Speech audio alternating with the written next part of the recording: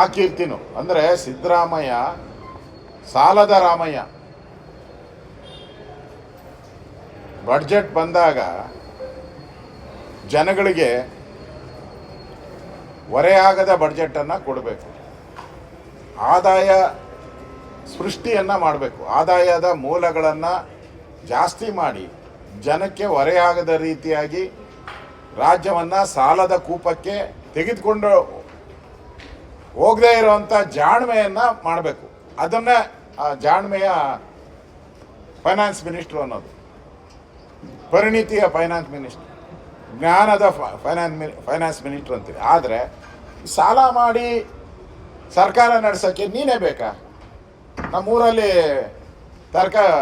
ಗುಡ್ಡೆ ವ್ಯಾಪಾರ ಮಾಡ್ತಾರೆ, ಏನು ರಸ್ತೆಯಲ್ಲಿ ತರಕಾರಿ ಇಟ್ಕೊಂಡು ಗುಡ್ಡೆ ತರಕಾರಿ ವ್ಯಾಪಾರ ಮಾಡ್ತಾರೆ, ಅವ್ರು ಬೇಕಾದ್ರೂ ಮಾಡ್ತಾರೆ. ಸಾಲ ಮಾಡಿ ನಡೆಸು ಅಂತ ಹೇಳಿದ್ರೆ ಅವರೇ ಮಾಡ್ತಾರೆ. ಅದಕ್ಕೆ ಸಿದ್ದರಾಮಯ್ಯ ಯಾಕೆ ಬೇಕು? ಸಾಲ ಮಾಡಿ ಸರ್ಕಾರ ನಡೆಸೋಕ್ಕೆ ಏನು ಹೊಸ ವಿದ್ಯೆ ಏನು ಬೇಕು ನಿನಗೆ? ರಸ್ತೆಯಲ್ಲಿ ಕೂತ್ಕೊಂಡಿರೋ ಫುಟ್ಪಾತ್ ವ್ಯಾಪಾರಿನೂ ಕೂಡ ಮಾಡ್ತಾನೆ. ಜನ ಸಿದ್ದರಾಮಯ್ಯನಿಂದ ಬಯಸಿದ್ದೆಲ್ಲ ಸುಳ್ಳಾಗ್ಬಿಟ್ಟಿದೆ.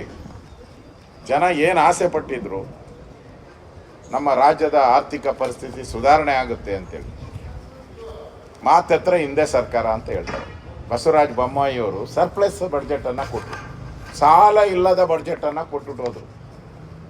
ಇನ್ನೂ ಸಾಲ ತೆಗೆದುಕೊಳ್ಳೋಕ್ಕೆ 24,400 ಕೋಟಿ ಸಾಲ ತೆಗೆದುಕೊಬೋದಾಯಿತು, ಪ್ರಾವಿಷನ್ ಆರ್ಥಿಕ ಶಿಸ್ತಿನ ಅಡಿಯಲ್ಲಿ.